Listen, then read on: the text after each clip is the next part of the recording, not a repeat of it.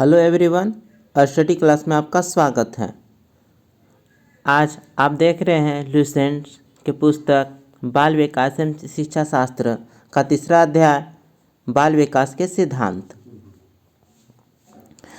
हम जानेंगे बाल विकास को इंग्लिश में चाइल्ड डेवलपमेंट कहते हैं।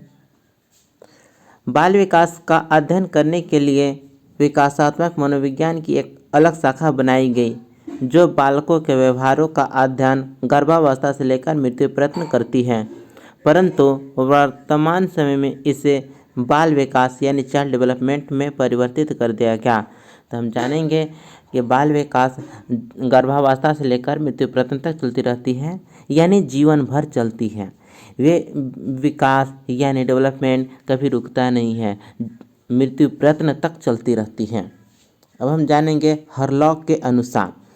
हरलॉक ने इस संबंध में कहा है कि बाल विकास का नाम बाल विकास इसलिए रखा गया क्योंकि विकास के अंतर्गत अब बालक के विकास के समस्त पहलुओं पर ध्यान केंद्रित किया जाता है, किसी एक पक्ष पर नहीं। किसी एक पक्ष पर ध्यान न दे करके बालक के संपूर्ण विकास पर ध्यान दिया जाता है, इसलिए इसे बाल मनोविज्ञान कहा गया है।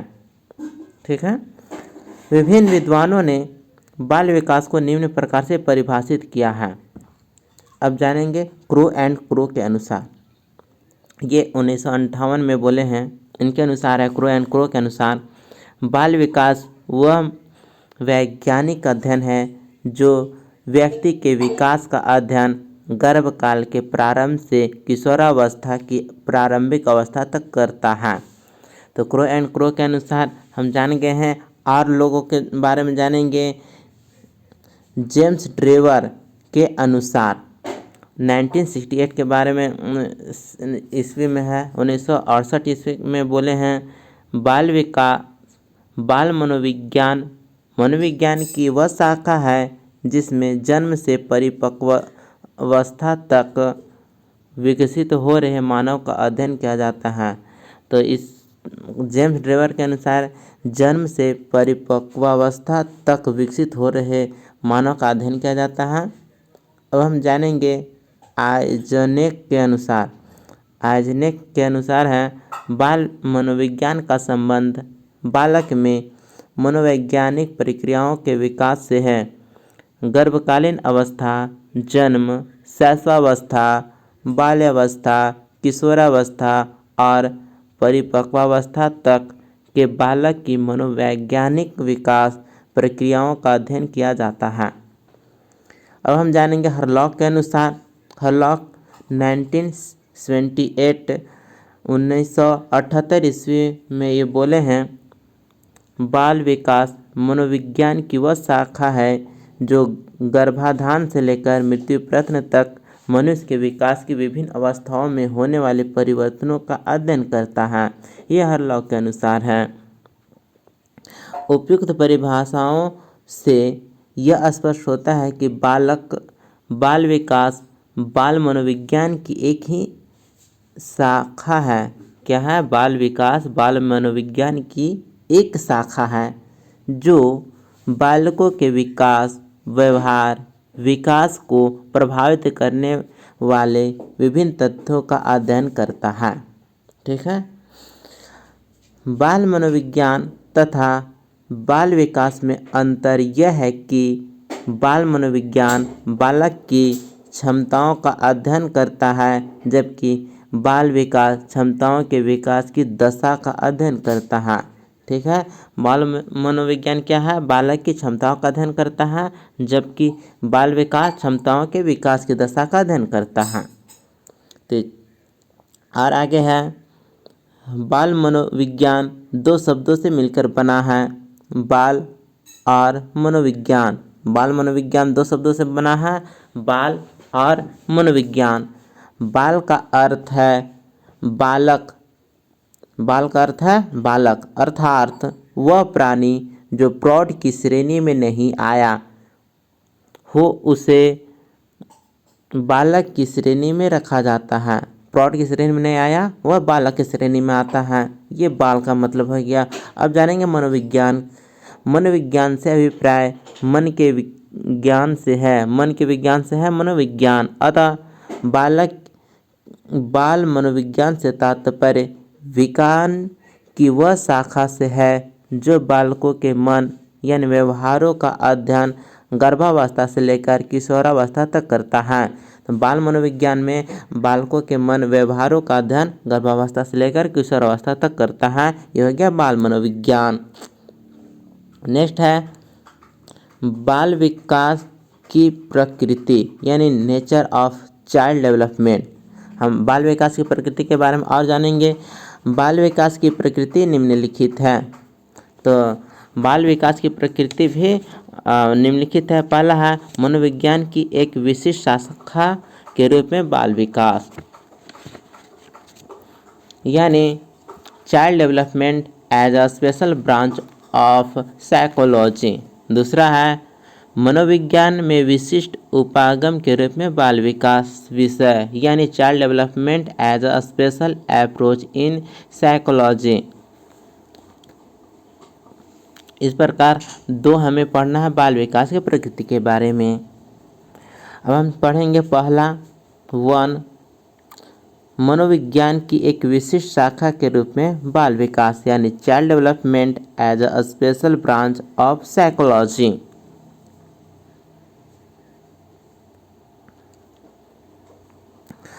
मनोविज्ञान में विभिन्न प्रकार के प्राणियों के व्यवहार का वैज्ञानिक अध्ययन किया जाता है। व्यवहार में कई प्रकार, कई पक्ष यानी एस्पेक्ट्स तथा कई आयाम डायमेंशन होते हैं। ठीक है। बाल विकास मनोविज्ञान की एक महत्वपूर्ण, उपयोगी तथा समाज और राष्ट्र के लिए कल्याणकारी शाखा है। मनोविज्ञान की शाखा में केवल मानव व्यवहार का अध्ययन किया जाता है। गर्भकालीन अवस्था से लेकर युवावस्था तक के विकासशील मानव के व्यवहार का अध्ययन किया जाता है। गर्भकालीन अवस्था से लेकर युवावस्था तक के विकास मानव के व्यवहार का अध्ययन किया जाता है। बाल मनोविज्ञान की एक महत्वपूर्ण शाखा है। इस अवस्था में मानव व्यवहार के विकास तथा विभिन्न आयु स्तरों पर भी विशिष्ट व्यवहारों का अध्ययन किया जाता है। यहाँ विकास का अर्थ है मानव की जैविक संरचना यानी बायोलॉजिकल स्ट्रक्चर तथा मनोवैज्ञानिक प्रक्रियाओं यानी साइकोलॉजिकल प्रोसेस में होने वाले क्रमिक परिवर्तन। इस प्रकार से मनोविज्ञान की एक विशिष्ट शाखा के रूप में बाल विकास का अब आते हैं दूसरा मनोविज्ञान में विशिष्ट उपागम के रूप में बाल विकास विषय यानी child development as a special approach in psychology. मानव व्यवहारों के अध्ययन के लिए बाल विकास में कई विशिष्ट उपागम या विचार पद्धतियों का उपयोग किया जाता है। ये उपागम निम्नलिखित हैं। तो इसमें कुल 5 उपागम हैं। पहला है प्रयोगात्मक उपागम, दूसरा दैहिक उपागम, तीसरा विकासात्मक उपागम, चौथा व्यक्तित्व संबंधी उपागम और पांचवा है एक विशिष्ट अध्ययन प्रणाली के रूप में बाल विकास। तो आइए एक एक करके जानते हैं। पहला है प्रयोगात्मक उपागम यानी एक्सपेरिमेंटल अप्रोच। इस उपागम के द्वारा बाल विकास की विभिन्न समस्याओं के अध्ययन में कार्य कारण संबंध यानी कॉज एंड इफेक्ट रिलेशनशिप को जानने का प्रयास किया जाता है। इस उपागम के द्वारा एक विशिष्ट व्यवहार किस परिस्थिति में उत्पन्न होता है या एक परिस्थिति विशेष में व्यक्ति किस प्रकार के व्यवहार की अभिव्यक्ति करेगा, यह अध्ययन किया जाता है। अब आते हैं दैहिक उपागम के बारे में। दैहिक उपागम यानी साइकोलॉजिकल अप्रोच नाड़ी संस्थान यानी नर्वस सिस्टम प्राणी के शरीर की संपूर्ण क्रियाओं को नियंत्रित करता है। ये क्रियाएं शारीरिक भी हो सकती है और मनोवैज्ञानिक भी। शारीरिक वृद्धि, विकास और स्वास्थ्य मुख्यतः हार्मोन्स और ग्रंथियों की क्रियाशीलता से संबंधित होता है। बाल विकास की दैहिक शास्त्र यानी साइकोलॉजी के ज्ञान के द्वारा भी समझा जा सकता है, क्योंकि जैविक आत्म यानी बायोलॉजिकल सेल्फ तथा मानसिक आत्म यानी शैक्षिक सेल्फ एक दूसरे से घनिष्ठ रूप से संबंधित होते हैं। गर्भकालीन शिशु और शिशुओं के व्यवहार से संबंधित समस्याओं का समाधान मुख्य रूप से इस उपागम द्वारा प्रस्तुत किया जाता है। अब आते हैं तीसरा विकासात्मक उपागम यानी डेवलपमेंट अप्रोच। बाल विकास की समस्याओं के अध्ययन के लिए विकासात्मक उपागम भी अपनाया जाता है। इस उपागम को अपनाने का मुख्य कारण यह है कि जब बालक एक नई विकास अवस्था में पहुंचता है तब उसमें कुछ नई रुचियों, कुछ नई अभिवृत्तियों कुछ नए लक्षणों, कुछ नए शील गुणों का एक विशिष्ट समूह यानी क्लस्टर निर्मित होता है। इस प्रकार के विशिष्ट समूह कई अवस्थाओं में देखे जा सकते हैं। विकासात्मक उपागम यानी अप्रोच के द्वारा विकास की मात्रा, गति और विकास की विशिष्टताओं आदि की जानकारी अलग अलग तथा संपूर्ण रूप में होती है।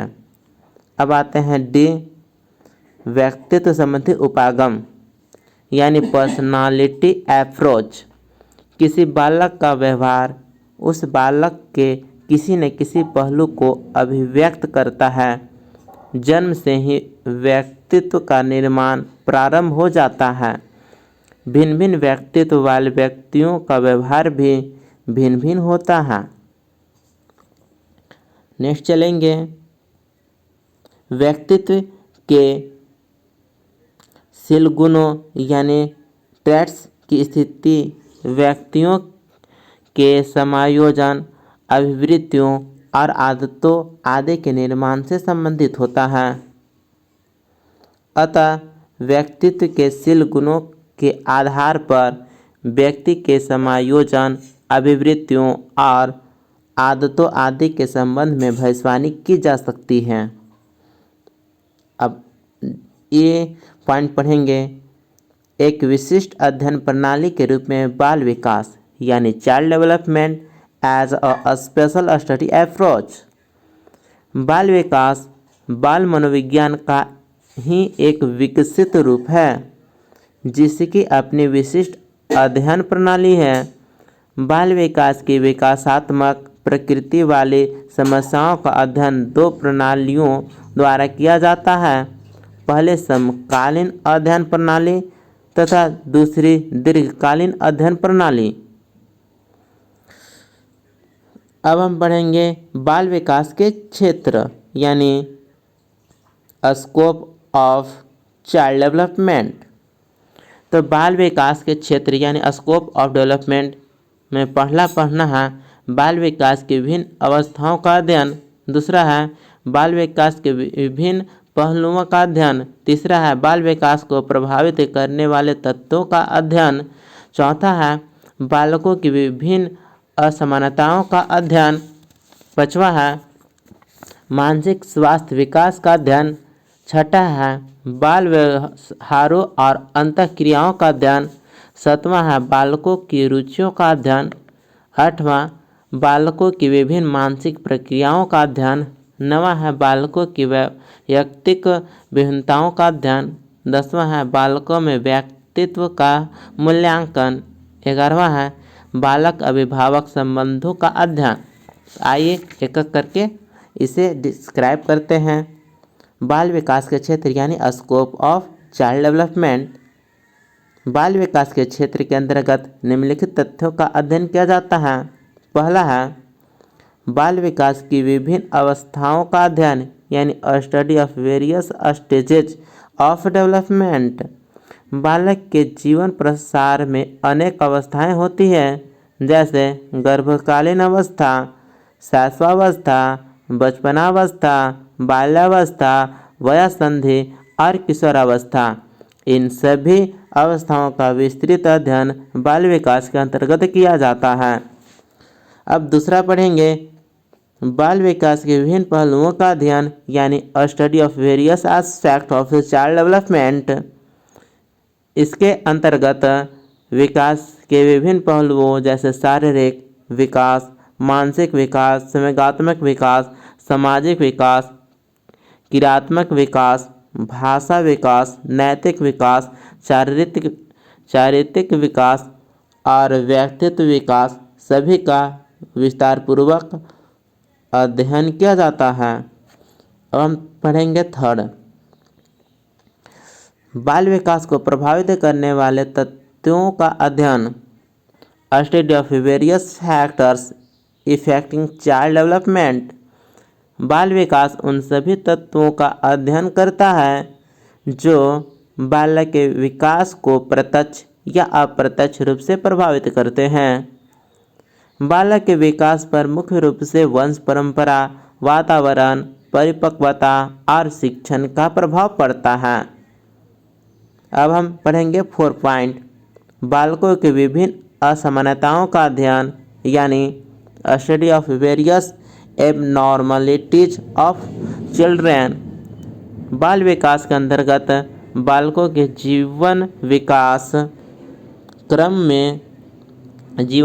क्रम में होने वाले असमानताओं और विकृतियों का अध्ययन किया जाता है, जैसे असंतुलित व्यवहारों, मानसिक विकारों, बौद्धिक दुर्बलताओं तथा बाल अपराध के कारणों को जानने का प्रयास किया जाता है और समाधान हेतु उपाय भी बताता है। 5 पॉइंट है, मानसिक स्वास्थ्य विज्ञान का अध्ययन यानी स्टडी ऑफ मेंटल हाइजीन। मनोचिकित्सा बाल मनोविज्ञान और बाल विकास की ही देन है। बाल व्यवहारों और अंतःक्रियाओं का अध्ययन यानी study of child behaviours and interaction. 6 point है, बाल विकास की विभिन्न अवस्थाओं में होने वाली बालक की विभिन्न अंतःक्रियाओं का अध्ययन कर यह जानने का प्रयास करता है कि ये क्रियाएं कौन सी हैं और इनसे बालकों के व्यवहार में क्या परिवर्तन होते हैं। ये परिवर्तन समायोजन में सहायक है या बाधक। विभिन्न आयु स्तरों पर बालक अपने समायोजन के लिए अपने संपर्क में आने वाले व्यक्तियों जैसे परिवार के लोग, पड़ोसी, अध्यापक, खेल के साथी और समाज में सभी परिचितों के साथ अंतःक्रियाएं करता रहता है।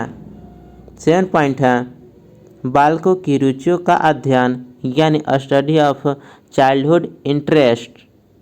बाल विकास बालकों की रुचियों का अध्ययन कर उन्हें शैक्षिक और व्यावसायिक निर्देशन प्रदान करता है। 8 पॉइंट है, बालकों की विभिन्न मानसिक प्रक्रियाओं का अध्ययन यानी study of various mental process of children. बाल विकास बालकों के बौद्धिक विकास की विभिन्न मानसिक प्रक्रियाओं जैसे अधिगम, कल्पना, चिंतन, तर्क, स्मृति तथा प्रत्यक्षीकरण इत्यादि का अध्ययन करता है। 9 पॉइंट है, बालकों की व्यक्तिक विभिन्नताओं का अध्ययन यानी study of individual differences of children. बाल विकास बालकों का शारीरिक और मानसिक स्तर पर व्यक्तिक विभिन्नताओं का अध्ययन करता है। शारीरिक विकास में कुछ बालक अधिक लंबे, कुछ नाटे तथा कुछ सामान्य लंबाई के होते हैं। इसी प्रकार मानसिक विकास में कुछ प्रतिभाशाली, कुछ सामान्य और कुछ मंदबुद्धि के होते हैं। इसी प्रकार कुछ बालक सामाजिक तथा बहिर्मुखी होते हैं जबकि कुछ अंतर्मुखी। 10 पॉइंट, बालकों में व्यक्तित्व का मूल्यांकन इवैल्यूएशन ऑफ चिल्ड्रंस पर्सनालिटी।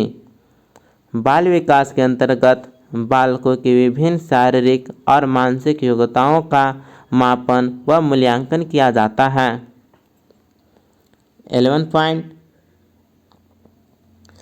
बालक अभिभावक संबंधों का अध्ययन यानी study of parent child relationship. बालकों के व्यक्तित्व निर्धारण और समुचित विकास में माता पिता का महत्वपूर्ण योगदान होता है। जिन बालकों के संबंध अपने माता पिता के साथ अच्छे नहीं होते हैं वे अक्सर कुसमायोजित और अपराधी प्रवृत्ति के हो जाते हैं। इस प्रकार से बाल विकास के क्षेत्र कंप्लीट होते हैं। इसमें सभी पॉइंट्स मिलाकर क्या बोला जाता है ये हम जानेंगे। यानी बाल विकास के क्षेत्र के बारे में हम समझेंगे। बाल विकास बालक अभिभावक संबंधों के निर्धारक तत्वों तथा समस्याओं और उनके निराकरण का अध्ययन कर माता पिता तथा बालकों के बीच अच्छे संबंध विकसित करने का प्रयास करता है, जिससे बालक परिवार, समाज व राष्ट्र के अच्छे नागरिक के रूप में विकसित हो सके। इस प्रकार से बाल विकास के क्षेत्र कंप्लीट हुआ। अब हम पढ़ेंगे बाल विकास के संबंध में परंपरागत विश्वास, traditional believes in relation to child development.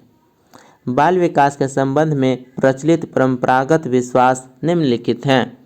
पहला, बाल्यावस्था के संबंध में।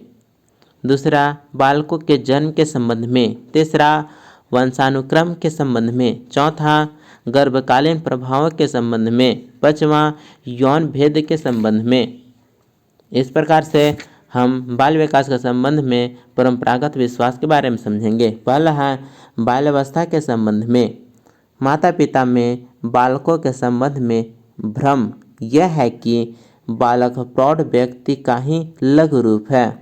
इस भ्रम के कारण माता पिता अपने बालकों से यह उम्मीद करते हैं कि वे बाल्यावस्था में ही वयस्कों के समान सभी व्यवहार करने लगे। पॉइंट है, बालक जब अपने माता की उम्मीद को पूरा करने में असमर्थ रहते हैं तो उन्हें दंड दिया जाता है, उनकी आलोचना और अपमान किया जाता है। इससे बच्चों के मन पर बुरा प्रभाव पड़ता है। वे हीन भावना के शिकार हो जाते हैं और आत्मविश्वास खो देते हैं, जिससे उनका व्यक्तित्व विकास अवरुद्ध हो जाता है। मनोवैज्ञानिकों के अनुसार बालक ही प्रौढ़ बनता है, किंतु बाल्यावस्था में वह प्रौढ़ों के समान परिपक्व नहीं होता है। नेक्स्ट पॉइंट है बालकों के जन्म के संबंध में। बालकों के जन्म के संबंध में ही कुछ धारणाएं प्रमुख है। जैसे कुछ लोग मानते हैं कि शुभ नक्षत्र में पैदा होने वाला बच्चा भाग्यशाली होता है और उसका जीवन स्वयं के लिए तथा परिवार के लिए मंगलकारी होता है। इस प्रकार जो बच्चा अशुभ नक्षत्र में पैदा होता है वह अमंगलकारी होता है तथा उसका जीवन परिवार तथा स्वयं के लिए कष्टप्रद होता है।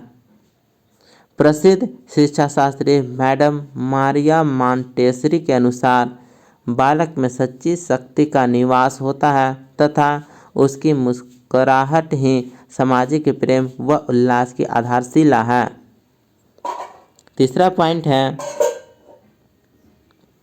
वंशानुक्रम के संबंध में। वंशानुक्रम के संबंध में एक प्रचलित अवधारणा यह है कि जैसे माता पिता होते हैं वैसे ही संतान बनती है। यदि माता पिता शिक्षित, अच्छे संस्कारों से युक्त तथा बुद्धिमान हैं तो संतानें भी सभ्य तथा अच्छे संस्कारों से युक्त होंगे। यदि माता पिता निरक्षर तथा दुराचारी हैं तो उनकी संतानें भी मूर्ख और दुराचारी बनेगी। इस प्रकार से अवधारणा प्रचलित हो गए हैं। वुडवर्थ के अनुसार आनुवंशिकता और वातावरण का संबंध जोड़ के समान नहीं बल्कि गुणनफल के समान है। गैरेट के अनुसार आनुवंशिकता और वातावरण एक दूसरे को सहयोग देने वाले प्रभाव हैं और दोनों ही बालक की सफलता के लिए अनिवार्य हैं।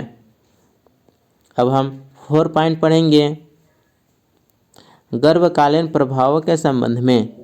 कुछ लोगों की यह अवधारणा होती है कि माँ विभिन्न क्रियाएं जैसे भोजन, परंपरागत उपचार, झाड़ फूक तथा सामाजिक रीति रिवाज और परंपरा गर्भस्थ शिशु के विकास को प्रभावित करती हैं।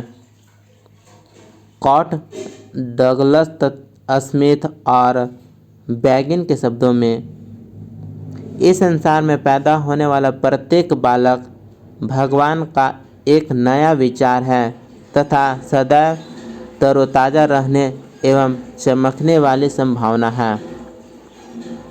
5 पॉइंट है यौन भेद के संबंध में। आदिकाल से ही स्त्री को कमजोर और पुरुष को शक्तिशाली माना जाता है। धार्मिक ग्रंथ भी पुत्री की तुलना में पुत्र जन्म की श्रेष्ठता को इसलिए अधिक मानते हैं कि पुत्र माता पिता को मोक्ष की प्राप्ति कराएगा। कुछ माता पिता बालक और बालिकाओं में भेद करते हैं। वे बालकों को अधिक सुविधाएं व लाड़ प्यार देते हैं और बालिकाओं को कम।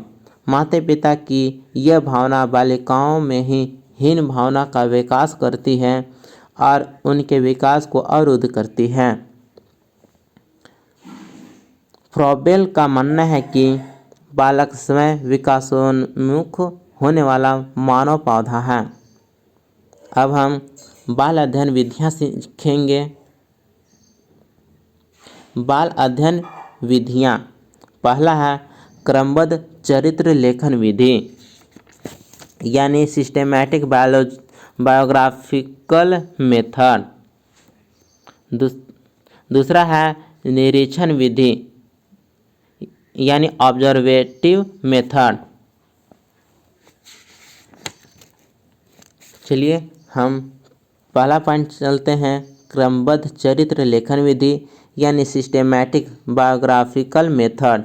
इस विधि का प्रयोग अनेक प्राचीन मनोवैज्ञानिक W Preyer, K C Moore, D R. Major, G S. गॉल, वी.एन. डिरॉबर ने किया है। प्रेयर के अनुसार 1882 ने इस विधि का प्रयोग क्रमबद्ध तरीके से किया। उसने अपने ही बालक का चरित्र लेखन यानी बायोग्राफी तैयार किया। यह चरित्र लेखन जन्म से 3 वर्ष की अवस्था का था। प्रेयर ने चरित्र लेखन द्वारा यह जानने का प्रयास किया कि जन्म के समय कौन कौन सी प्राकृतिक क्रियाएं पाई जाती हैं, ध्वनि और प्रकाश के प्रति बालक कब प्रथम बार अनुक्रिया करता है तथा उसकी ज्ञानेंद्रियों का विकास किस प्रकार हुआ।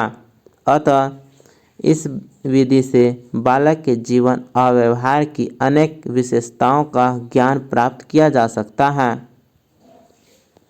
इस विधि से अध्ययनकर्ता बालक के व्यवहार का प्रतिदिन निरीक्षण करता है और निरीक्षण के आधार पर व्यवहार की विशेषताओं को क्रमबद्ध ढंग से नोट करके एक रिकॉर्ड तैयार करता है। यह रिकॉर्ड चरित्र लेखन यानी बायोग्राफी कहलाता है। इस रिकॉर्ड का विश्लेषण करके बालक के व्यवहार के क्रमिक विकास का अध्ययन किया जाता है। ये हम पढ़ रहे थे प्रेयर के अनुसार। अब हम पढ़ेंगे क्रमबद्ध चरित्र लेखन विधि के दोष। पहला दोष है इस विधि में बालक के व्यवहार का अध्ययन प्रतिदिन करना होता है। अतः इसका उपयोग उस अवस्था में ठीक हो सकता है जब एक अध्ययनकर्ता बालक के साथ ही रहे। यह एक कठिन कार्य है। दूसरा पॉइंट है अध्ययनकर्ता बालक के अधिक संपर्क में रहने से बालक के मधुर भाव और क्रियाओं से प्रभावित हो सकता है। इस अवस्था में एकत्रित रिकॉर्ड पक्षपातपूर्ण हो सकता है। तीसरा पॉइंट है बालकों के प्रति स्नेह भाव के कारण अक्सर अध्ययनकर्ता बालक के गुणों का अति अंकन करता है। इस विधि द्वारा अध्ययन में अधिक समय व्यय होता है। पांचवा पॉइंट इस विधि की कोई प्रामाणिक प्रक्रिया विधि नहीं है। ये थे क्रमबद्ध चरित्र लेखन विधि के दोष। अब हम बाल अध्ययन विधियों का दूसरा पॉइंट पढ़ेंगे, निरीक्षण विधि यानी ऑब्जर्वेशन मेथड। इसमें हम यंग, मॉसर, गोडे तथा हार्ट, वाटसन, गैसेल अनेक वैज्ञानिकों की सोच समझेंगे।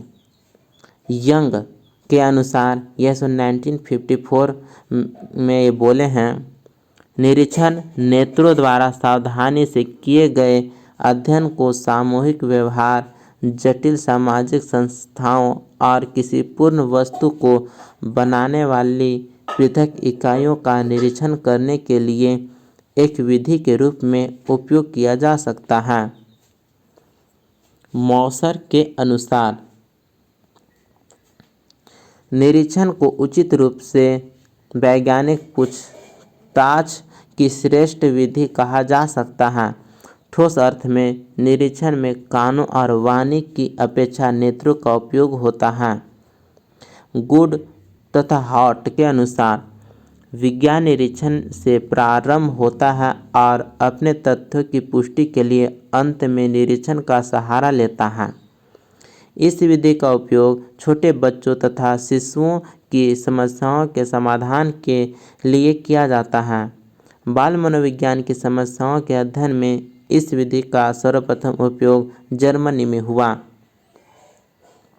अमेरिका में वाटसन ने इस विधि का उपयोग बालकों के प्राथमिक संवेगों के अध्ययन के लिए किया। अब हम जानेंगे गैसेल के अनुसार। गैसेल ने इस विधि में मूविंग पिक्चर कैमरा का उपयोग किया और व्यवहार चित्रों के विश्लेषण से बालकों के व्यवहार के संबंध में शुद्ध परिणाम प्राप्त किए। इस अध्ययन में उन्होंने एक तरफा दिखाई देने वाला पर्दा यानी वन वे विजन स्क्रीन का उपयोग किया। इनके द्वारा सिर्फ निरीक्षक बालक को देखते हैं, बालक निरीक्षक को नहीं। निरीक्षण विधि में इस प्रकार एक तरफा दिखाई देने वाले कैमरे का उपयोग निरीक्षण कक्ष में किया जाता है। अब हम पढ़ेंगे निरीक्षण विधि के पद यानी स्टेप्स ऑफ ऑब्जर्वेशन मेथड। पहला पॉइंट है उपयुक्त भोजन। निरीक्षण विधि द्वारा अध्ययन करने से पहले निरीक्षणकर्ता को अध्ययन, व्यवहार और समस्या के संबंध में उपयुक्त योजना बना लेनी चाहिए। यह निश्चित कर लेना चाहिए कि किन लोगों का निरीक्षण करना है और किस प्रकार के व्यवहार का निरीक्षण करना है। निरीक्षण के लिए क्षेत्र, समय, उपकरण आदि के संबंध में पहले ही योजना बना लेनी चाहिए। पहले योजना बना लेने से यह सुनियोजित हो जाता है और इससे शुद्ध आंकड़ों के संकलन में सहायता मिलती है। अब हम बी पॉइंट पढ़ेंगे व्यवहार का निरीक्षण। निरीक्षण करते समय निरीक्षणकर्ता व्यवहार के उन पक्षों का निरीक्षण अधिक ध्यान से करता है जो उसकी अध्ययन समस्या से संबंधित है एवं पूर्व योजना के अनुसार है। वह निरीक्षणों के साथ साथ विभिन्न उपकरणों की सहायता से व्यवहार को भी नोट करता है। अब हम सी पॉइंट पढ़ेंगे व्यवहार को नोट करना। निरीक्षणकर्ता व्यवहारों को नोट करने के लिए भी उपकरणों का उपयोग करता है। जैसे मूवी कैमरे के उपयोग से किसी भी प्रकार के व्यवहार के निरीक्षण को सरलता से नोट किया जा सकता है। व्यवहार से संबंधित संवादों को टेप रिकॉर्डर की सहायता से नोट किया जा सकता है। डी पॉइंट है विश्लेषण। समस्या से संबंधित व्यवहारों के निरीक्षणों को नोट करने के बाद अध्ययनकर्ता प्राप्त निरीक्षणों को यदि संभव होता है तो अंकों में बदलता है और प्राप्त अंकों की सूची बनाने का कार्य करता है और फिर विभिन्न सांख्यिकीय विधियों के आधार पर आंकड़ों का विश्लेषण करता है। इस प्रकार से विश्लेषण का पॉइंट समाप्त होता है। अब ई पॉइंट है व्याख्या और सामान्यीकरण। निरीक्षण व्यवहार का विश्लेषण करने के पश्चात व्यवहार की व्याख्या की जाती है। यदि संभव होता है तो व्यवहार की व्याख्या विभिन्न सिद्धांतों के आधार पर की जाती है अथवा व्यवहार के कारणों पर प्रकाश डालने का प्रयास किया जाता है। सामान्य रूप में देखा जाता है कि नमूना यानी सैंपल से प्राप्त परिणाम कहाँ तक सामान्य जनसंख्या पर लागू होते हैं। इस प्रकार से व्याख्या और सामान्यीकरण का यह पॉइंट समाप्त होता है। निरीक्षण विधि के पद, इस प्रकार से 5 पद पढ़ लिए हमने। पहला पॉइंट था उपयुक्त योजना, दूसरा पॉइंट था व्यवहार का निरीक्षण, तीसरा पॉइंट था व्यवहार को नोट करना, चौथा पॉइंट विश्लेषण और पांचवा पॉइंट व्याख्या और सामान्यीकरण। अब हम पढ़ेंगे निरीक्षण विधि के प्रकार यानी types of observation method. Types of observation method में पहला पॉइंट है सरल अथवा अनियंत्रित निरीक्षण विधि, दूसरा पॉइंट है व्यवस्थित अथवा नियंत्रित निरीक्षण विधि, तीसरा पॉइंट है सहभागी निरीक्षण विधि। इस प्रकार से 3 विधि पढ़ेंगे।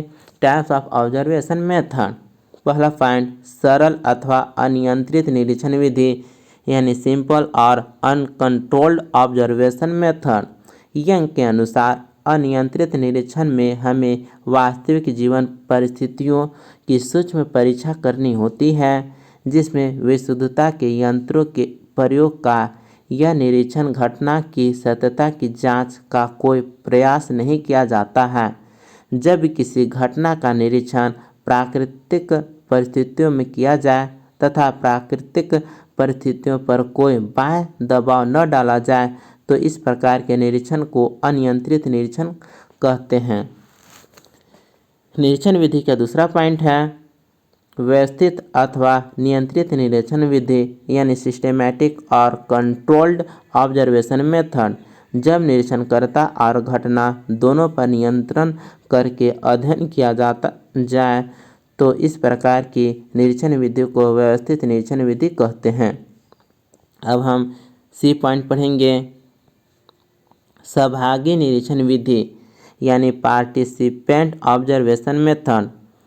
इस विधि में निरीक्षणकर्ता जिस समूह के व्यक्तियों के व्यवहार का निरीक्षण करना चाहता है वह उस समूह में जाकर एक सदस्य के रूप में घुल मिल जाता है और फिर उनके व्यवहार का अध्ययन करता है। इस विधि द्वारा छोटे समूहों का अध्ययन सरलता से किया जा सकता है। इस प्रकार से सी पॉइंट्स कंप्लीट होता है। निरीक्षण विधि के 3 पॉइंट पढ़ लिए। पहला पॉइंट था सरल अथवा अनियंत्रित निरीक्षण विधि, दूसरा व्यवस्थित अथवा नियंत्रित निरीक्षण विधि और तीसरा सहभागी निरीक्षण विधि। अब हम निरीक्षण विधि का महत्व समझेंगे।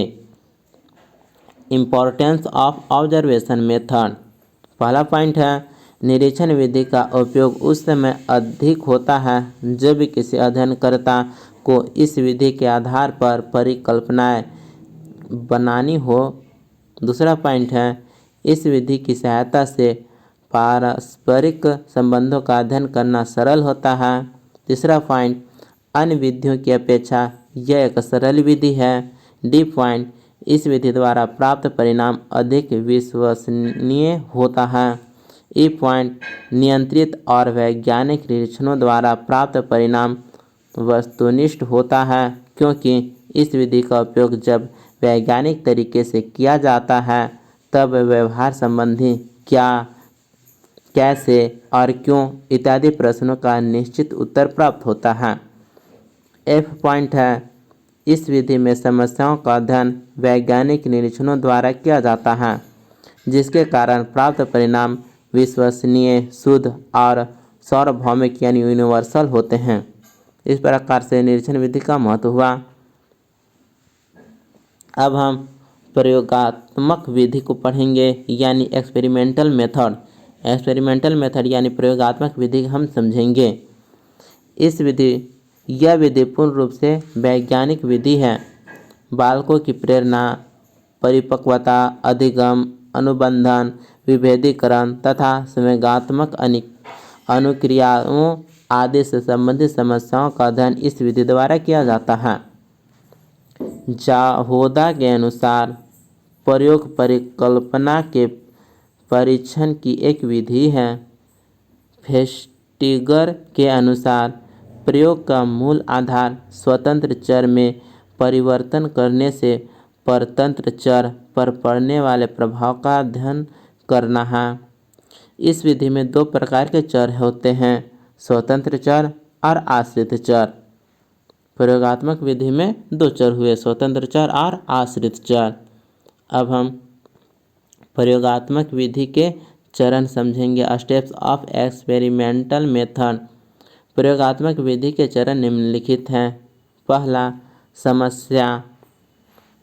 दूसरा, संबंधित साहित्य का अध्ययन और उपकलना विधि।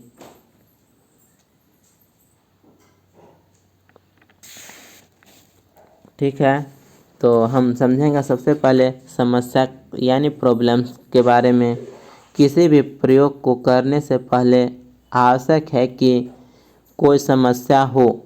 जब कोई समस्या हो तो तभी हो पाएगा। टॉनसेट के अनुसार समस्या तो समाधान के लिए एक प्रस्तावित प्रश्न है। दूसरा पॉइंट है संबंधित साहित्य का अध्ययन और उपकल्पना निर्माण। संबंधित साहित्य का अध्ययन और उपकल्पना निर्माण। समस्या को चुनने और उसके कथन के बाद प्रयोगकर्ता जिस समस्या को चुनता है उस समस्या से संबंधित साहित्य का अध्ययन करता है। साहित्य अध्ययन के द्वारा प्रयोगकर्ता यह जानने का प्रयास करता है कि अब तक समस्या पर कितने व्यक्तियों ने क्या क्या प्रयोगात्मक अध्ययन किए हैं और उन्हें क्या और कितने विश्वसनीय प्रमाण प्राप्त हुए हैं। टॉनसेट के अनुसार परिकल्पना अनुसंधान समस्या के लिए एक प्रस्तावित उत्तर है। मैकगुइगन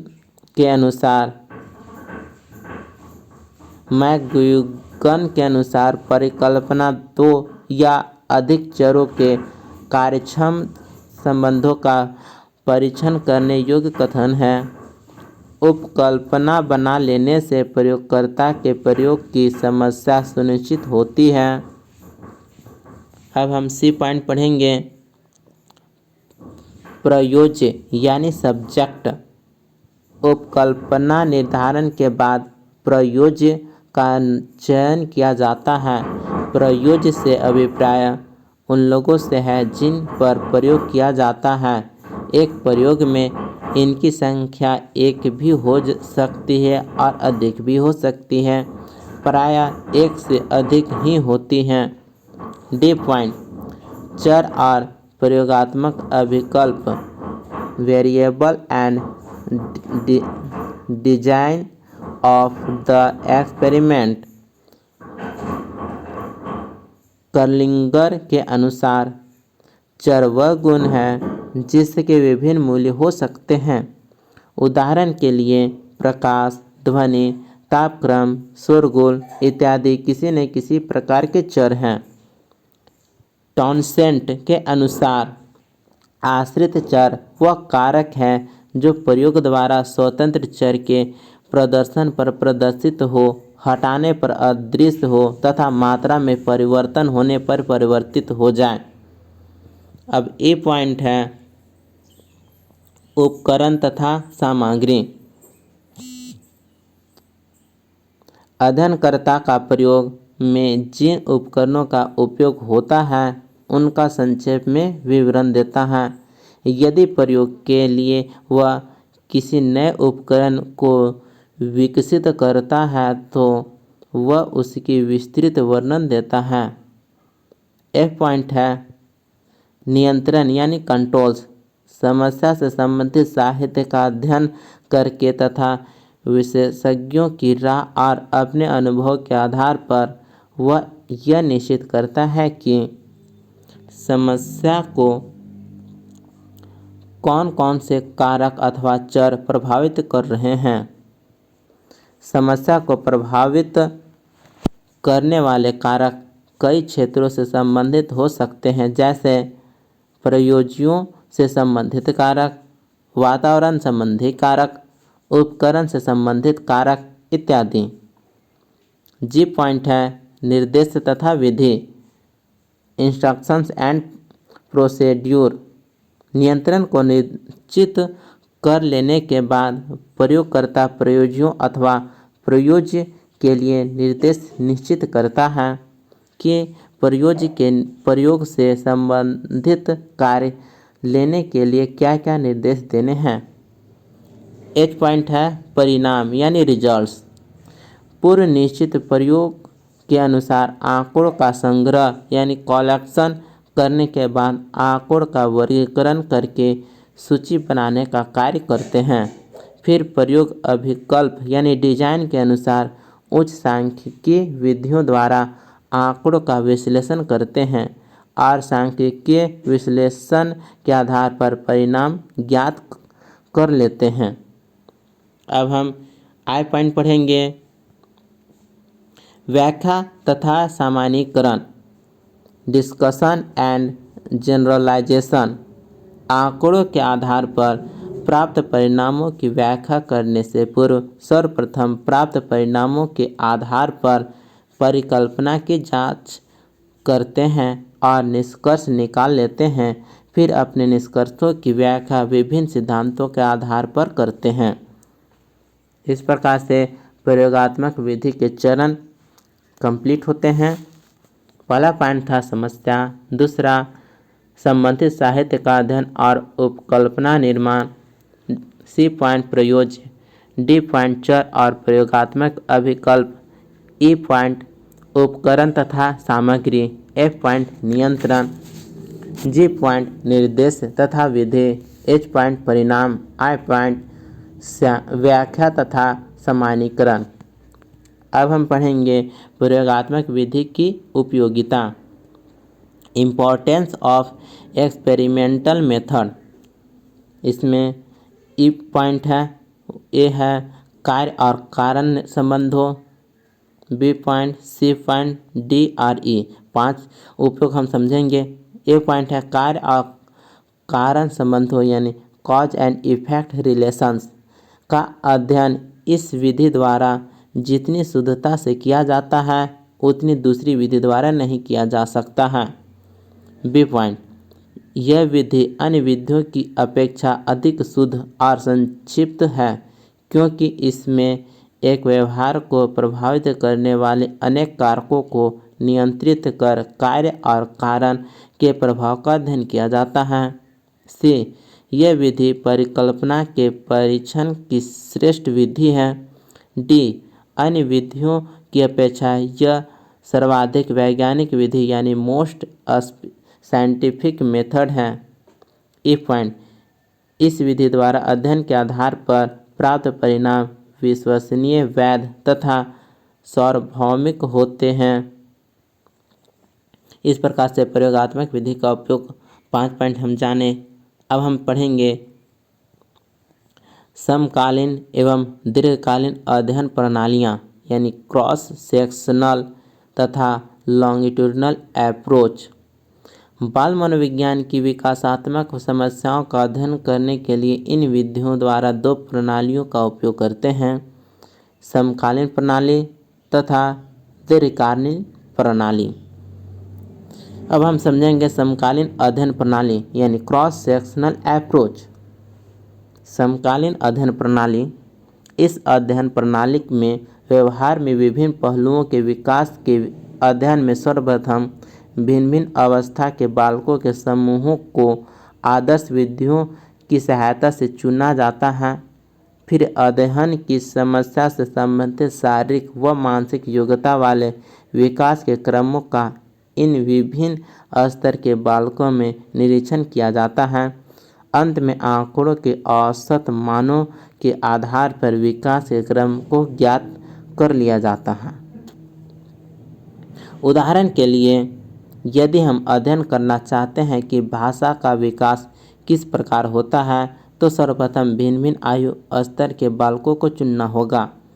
समकालीन अध्ययन प्रणाली की उपयोगिता, इस प्रणाली की महत्वपूर्ण विशेषताएं निम्नलिखित हैं। ए, इस प्रणाली द्वारा अध्ययनकर्ता बालक के संपूर्ण जीवन में घटित होने वाले विकासात्मक परिवर्तनों का अध्ययन कम समय और कम खर्च में कर सकते हैं। बी पॉइंट, इस प्रणाली में अध्ययनकर्ता को विकासात्मक परिवर्तनों का वर्षों तक इंतजार नहीं करना पड़ता है। सी पॉइंट, इस प्रणाली में विभिन्न आयु स्तर के बालकों के क्रमिक विकास का तुलनात्मक अध्ययन भी संभव है। डी पॉइंट, इस प्रणाली में अध्ययनकर्ता को किसी भी अगली यानी नेक्स्ट विकास की अवस्था का वर्षों तक इंतजार नहीं करना पड़ता है। अब हम समझेंगे दीर्घकालीन अध्ययन प्रणाली यानी लॉन्गिट्यूडिनल अप्रोच। दीर्घकालीन अध्ययन प्रणाली, इस प्रणाली में एक ही आयु स्तर के बालक समूह को चुना जाता है।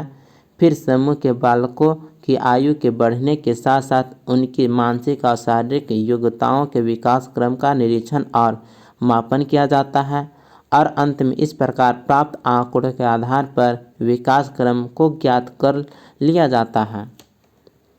इस प्रणाली की सहायता से शारीरिक ऊंचाई, शारीरिक वजन, बुद्धिलब्धि, भाषा का विकास, सामाजिक और संवेगात्मक विकास इत्यादि से संबंधित समस्याओं का अध्ययन किया जाता है।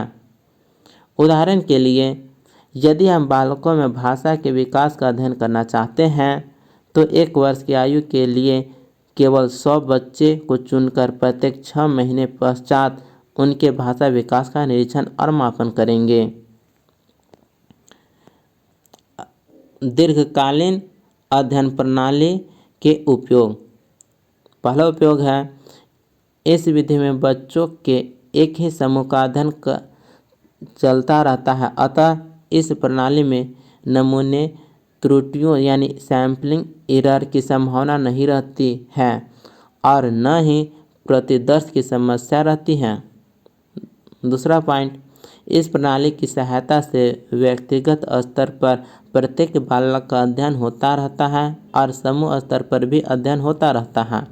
सी पॉइंट, इस विधि में विकास प्रक्रियाओं का अनुमानात्मक ज्ञान प्राप्त न होकर शुद्ध ज्ञान प्राप्त होता है। डी पॉइंट, विकास प्रक्रियाओं के संबंध का अध्ययन करना अपेक्षाकृत सरल होता है। ई पॉइंट, बालक के व्यवहार विकास पर पड़ने वाले सामाजिक, सांस्कृतिक या वातावरण संबंधी परिवर्तनों के प्रभाव का अध्ययन इस प्रणाली द्वारा किया जाता है। इस प्रकार से दीर्घकालीन प्रणाली का उपयोग का ई पॉइंट पढ़ लिए। अब एफ पॉइंट और पढ़ना है। एफ पॉइंट में है, किसी निश्चित अवधि में बालक के विकास के गुण तथा मात्रा आदि का ज्ञान भी इस प्रणाली द्वारा प्राप्त किया जा सकता है। तो दीर्घकालीन अध्ययन प्रणाली का उपयोग हम एफ पॉइंट तक पढ़ लिए। अब हम 5वां पढ़ेंगे साक्षात्कार विधि। साक्षात्कार विधि यानी इंटरव्यू मेथड। साक्षात्कार विधि, मनोविज्ञान में साक्षात्कार विधि का उपयोग बहुत दिनों से होता रहा है। आधुनिक युग में इस विधि का महत्व दिन प्रतिदिन बढ़ता जा रहा है। इस विधि में साक्षात्कारकर्ता और सूचनादाता दोनों ही आमने सामने बैठते हैं तथा साक्षात्कारकर्ता सूचनादाता से अध्ययन समस्या के संबंध में सूचना प्राप्त करने का प्रयास करते हैं। आइजनेक के अनुसार साक्षात्कार वह साधन है जिसके द्वारा मौखिक अथवा लिखित सूचना प्राप्त की जाती है। साक्षात्कार विधि के प्रकार हम समझेंगे, यानी टाइप्स ऑफ इंटरव्यू मेथड। इसमें पहला है प्रमाणिक साक्षात्कार विधि, बी अप्रमाणिक साक्षात्कार विधि। तो पहला हम पढ़ेंगे प्रमाणिक साक्षात्कार विधि यानी स्टैंडर्डाइज्ड स्ट्रक्चर्ड इंटरव्यू मेथड। साक्षात्कार की इस विधि द्वारा अध्ययन करते समय अध्ययन समस्या के संबंध में विभिन्न प्रकार के प्रश्न पहले से ही तैयार कर लिए जाते हैं। अध्ययन इकाइयों से पूर्व निश्चित क्रम के अनुसार ही प्रश्नों को उसी क्रम में पूछा जाता है। बी पॉइंट है अप्रमाणिक साक्षात्कार विधि यानी अनस्ट्रक्चर्ड एंड और अनकंट्रोल्ड इंटरव्यू मेथड। अप्रमाणिक साक्षात्कार में अध्ययन समस्या के संबंध में प्रश्न पहले से ही तैयार नहीं किए जाते हैं और न ही प्रश्नों की संख्या निश्चित होती है। अध्ययनकर्ता अध्ययन समस्या के संबंध में कोई भी प्रश्न पूछने के लिए स्वतंत्र होता है। नेक्स्ट पॉइंट है अप्रामाणिक साक्षात्कार विधि अधिक विश्वसनीय नहीं होती है, फिर भी इस विधि द्वारा प्रयोज्य यानी सब्जेक्ट को समझने का अधिक अवसर रहता है, क्योंकि इसमें प्रश्न किसी भी प्रकार के प्रश्न पूछ सकते हैं। अब आते हैं साक्षात्कार विधि का महत्व। Importance of interview method. A point, ऐसे वस्तु जिन्हें हम देख नहीं सकते हैं उनका अध्ययन साक्षात्कार विधि द्वारा किया जा सकता है। बी पॉइंट, बाल मनोविज्ञान की ऐसी घटनाएं जिनका वैयक्तिक रूप से निरीक्षण नहीं किया कर सकते हैं, ऐसी घटनाओं का अध्ययन इस विधि द्वारा किया जा सकता है। सी पॉइंट, इस विधि में यदि अध्ययनकर्ता प्रशिक्षित होता है और उपयुक्त नियंत्रण के साथ दिए हुए सामग्री एकत्र करते हैं तो उसमें विश्वसनीय परिणाम प्राप्त होते हैं। अब हम पढ़ेंगे प्रश्नावली विधि यानी क्वेश्चनाइज मेथड। प्रश्नावली विधि में मनोविज्ञान के क्षेत्र में जब अध्ययन इकाइयों का क्षेत्र विस्तृत होता है तथा सूचनादाताओं की संख्या अधिक होती है तब इस विधि का प्रयोग किया जाता है। अब हम गुडे तथा हार्ट के अनुसार समझेंगे। गुडे तथा हार्ट के अनुसार प्रश्नावली एक प्रकार का उत्तर प्राप्त करने का साधन है जिसका स्वरूप ऐसा होता है कि उत्तरदाता उसकी पूर्ति स्वयं करता है। प्रश्नावली तैयार करते समय निम्नलिखित तथ्यों का अध्ययन करना चाहिए। प्रश्नावली का आकार या प्रश्नों की संख्या बहुत अधिक नहीं होनी चाहिए। प्रश्न लंबे और कठिन नहीं होने चाहिए। प्रश्न स्पष्ट होने चाहिए। प्रश्न प्रश्नावली में पहले सरल फिर कठिन होने चाहिए। रुचिपूर्ण या ध्यान आकर्षित करने वाले प्रश्न होने चाहिए। प्रश्नावली विधि के प्रकार यानी टाइप्स ऑफ क्वेश्चनराइज मेथड। ए, अप्रतिबंधित प्रश्नावली यानी ओपन क्वेश्चनराइज। यह प्रश्नावली वह है जिसमें सूचनादाता पर कोई प्रतिबंध नहीं होता है और वह खुलकर उत्तर दे सकता है। उदाहरण के लिए, आपके विद्यालय की क्या क्या सीमाएं हैं, आपके विद्यालय में किन किन परिवर्तनों की तुरंत आवश्यकता है। इस प्रकार से प्रश्नावली विधि का प्रयोग किया जाता है। दूसरा पॉइंट है प्रतिबंधित प्रश्नावली यानी क्लोज्ड क्वेश्चनराइज। ऐसी प्रश्नावली जिसमें सूचनादाता के किसी चीज़ के जवाब पर प्रतिबंध होता है, उसे केवल चुने हुए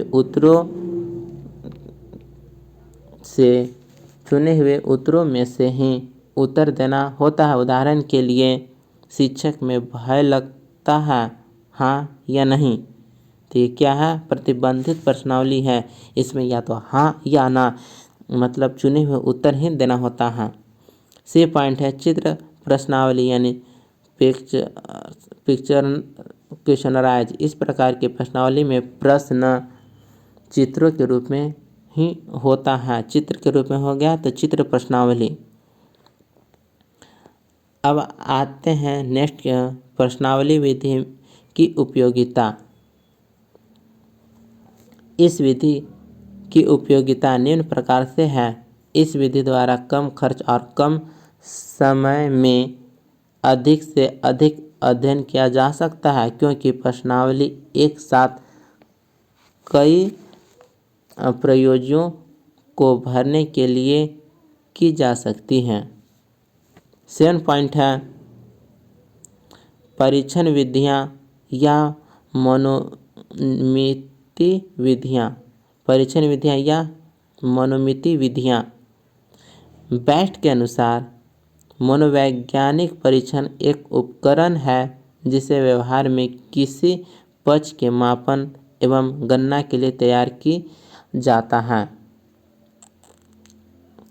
नेक्स्ट पॉइंट, मनोवैज्ञानिक परीक्षण वह उपकरण है जिसे विशेषज्ञ वैज्ञानिक ढंग से तैयार करते हैं और जिसकी सहायता से व्यवहार में कुछ पहलुओं का मापन करते हैं। नेक्स्ट पॉइंट है मनोवैज्ञानिक परीक्षणों यानी साइकोलॉजिकल टेस्ट के द्वारा भी व्यक्ति व्यक्तित्वों के व्यवहार के विभिन्न पहलुओं को मापा जाता है। वह परीक्षण मानकीकृत, स्टैंडर्डाइज्ड, वस्तुनिष्ठ यानी ऑब्जेक्टिव, विश्वसनीय यानी रियलेबल तथा वैध वैलिड होते हैं।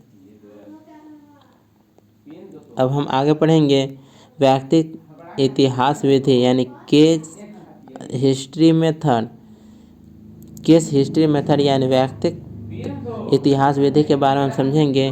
विशेष तथा विशेष के अनुसार व्यक्तिक इतिहास अध्ययन विधि एक प्रकार की गुणात्मक व्याख्या है जिसमें एक व्यक्ति, एक परिस्थिति या एक संस्था का अति सावधानी से पूर्ण अध्ययन किया जाता है।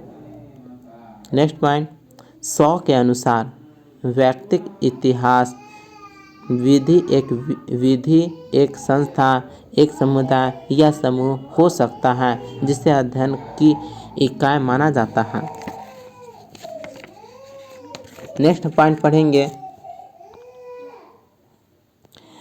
नेक्स्ट पॉइंट है, यह विधि मानव व्यवहार का उसके संपूर्ण ढांचे में अध्ययन तथा उपकल्पनाओं के निर्माण में सहायक व्यक्तिक परिस्थितियों के विश्लेषण एवं तुलना से संबंधित है। अब हम नेक्स्ट पढ़ेंगे व्यक्तिक इतिहास विधि के लाभ यानी advantages of case study method. व्यक्तिक इतिहास विधि के लाभ। इस विधि के लाभ निम्नलिखित हैं। पहला पॉइंट, इस विधि द्वारा जब समस्या का अध्ययन किया जाता है जो गहन अध्ययन के आधार पर सामान्यीकरण सरलता से किया जाता है। नेक्स्ट पॉइंट, इस विधि की सहायता से विचलित तथ्यों को ढूंढा जा सकता है। नेक्स्ट पॉइंट, इस विधि द्वारा अध्ययन में समस्या के संबंध में विस्तृत जानकारी प्राप्त होती है। अब हम जानेंगे समाजमिति विधि। समाजमिति विधि ब्रानफेनब्रेनर के अनुसार समूह में व्यक्तियों के मध्य सीमा और स्वीकृति एवं अस्वीकृति को मापकर सामाजिक स्थिति ढांचों के विकास को ज्ञात करने, वर्णन करने और मूल्यांकन करने की एक विधि है। नेक्स्ट पॉइंट, इस विधि के द्वारा एक समूह के सदस्यों के बीच पाई जाने वाली स्वीकृति और अस्वीकृति, आकर्षण और विकर्षण को मापा जाता है। इस विधि का उपयोग समाज मनोविज्ञान में और बाल मनोविज्ञान में अत्यधिक किया जाता है। अब हम पढ़ेंगे प्रक्षेपण विधियाँ यानी प्रोजेक्ट टेक्निक। प्रक्षेपण विधियाँ यानी प्रोजेक्टिव टेक्निक। प्रक्षेपण शब्द का उपयोग मनोविज्ञान में दो अर्थों में होता है।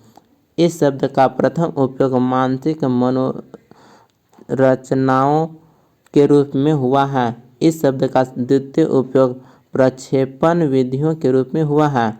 प्रक्षेपण शब्द का मानसिक मनोरचनाओं के रूप में उपयोग का श्रेय फ्रायड को है। नेक्स्ट पॉइंट, प्रक्षेपण विधि के उपयोग। इन विधियों के द्वारा बालकों में समझ तथा अचेतन की अभिप्रेरणाओं और व्यक्तित्व संरचना का अध्ययन किया जा सकता है। इन अध्ययन विधियों के द्वारा व्यक्ति के संवेगों, अभिप्रेरणाओं, अनुभवों, विचारों और अभिवृत्तियों का अध्ययन विश्वसनीय ढंग से किया जा सकता है। इन विधियों की सहायता से अचेतन स्तर तथा आंतरिक विचारों, भावनाओं और ग्रंथियों का अध्ययन किया जा सकता है। इन विधियों का उपयोग सामान्य तथा असामान्य दोनों प्रकार के व्यक्तित्व पर किया जा सकता है। इन विधियों की सहायता से व्यक्ति के संपूर्ण व्यक्तित्व को सामान्य विश्वसनीयता के साथ समझा जा सकता है। अब परीक्षोपयोगी तथ्य ये महत्वपूर्ण है, ये अच्छे से समझना है, परीक्षा के लिए बहुत ही महत्वपूर्ण है। बाल मनोविज्ञान की वह शाखा है जो प्राणी के विकास का अध्ययन जन्म से परिपक्वावस्था तक चलती रहती है तो मनोविज्ञान जन्म से और परिपक्वावस्था तक चलती रहती है। बाल विकास व्यवहारों का विज्ञान है जो बालक के व्यवहार का अध्ययन गर्भावस्था से मृत्यु प्रयत्न करता है। गर्भावस्था से मृत्यु प्रयत्न तक बाल विकास चलते रहता है। बाल मनोविज्ञान बालक की क्षमताओं का अध्ययन करता है। बाल विकास क्षमताओं के विकास की दशा का अध्ययन करता है। बाल विकास क्रम की सभी अवस्थाओं जैसे बाल्यावस्था शारीरिक, मानसिक, सामाजिक, संवेगात्मक, बौद्धिक इत्यादि का अध्ययन करता है। बाल विकास के अंतर्गत